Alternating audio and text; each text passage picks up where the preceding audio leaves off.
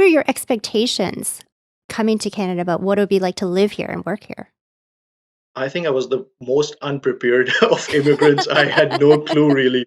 And because I was a busy professional there, I didn't really get the time to sit down and plan my move.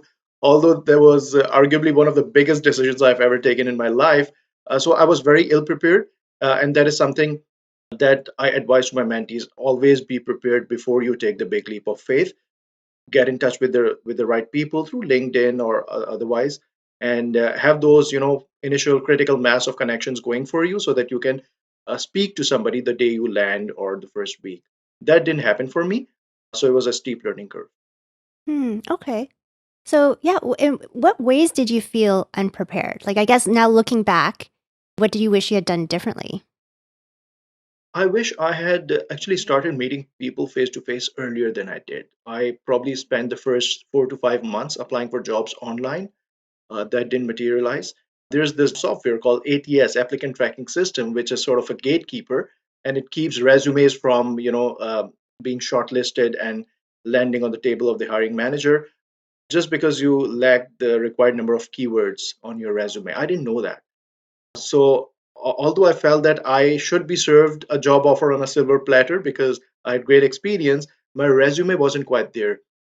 So, for somebody who is banking on applying online, it is very important to have a relevant resume, the Canadian style resume, where you focus on what you have achieved over the past years, not just your job description, and talk about things that are relevant to the particular job that you're applying for. That's interesting. You bring up the Canadian resume. So I know because I've been on the recruiting side and hired from different countries.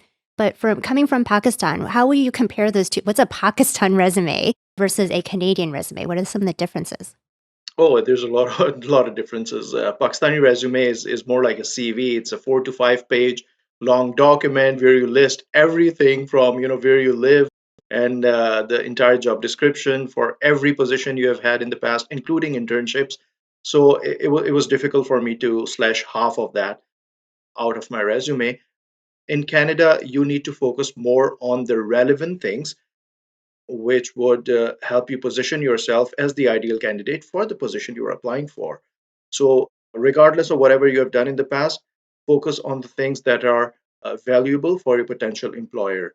So, for example, in my old role, I had done a bit of work with a wholesale bank. So, corporate banking was something irrelevant for the position I was applying for. So, I reduced that to just a couple of bullet points. Similarly, I spent 4 years in technology project management. It was hardly a couple of bullet points to talk about that. So, it's important to step in the shoes of your potential employer and think empathetically from their behalf.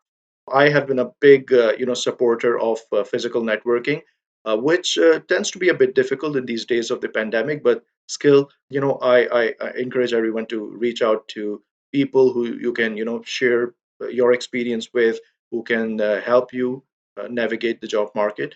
Because it has to be a two-way street in the end. Make sure that you are ready to offer something valuable to anyone you reach out. Okay. I understand that. That makes sense. So let's say I'm just landed in Canada. I don't know anybody except maybe my brother or a family member who lives here. How do I go about making those connections?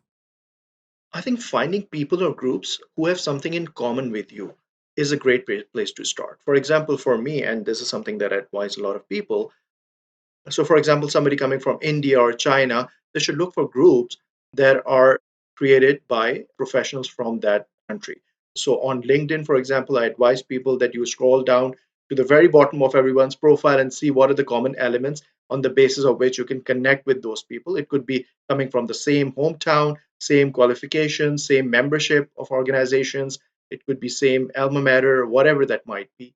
So that is sort of a shortcut to creating great relationships because you have to start the conversation somewhere. Well, thank you again, Majid, for coming. It was delightful to speak with you. And just thank you for providing so much insight and value. Thank you so much, Rosie.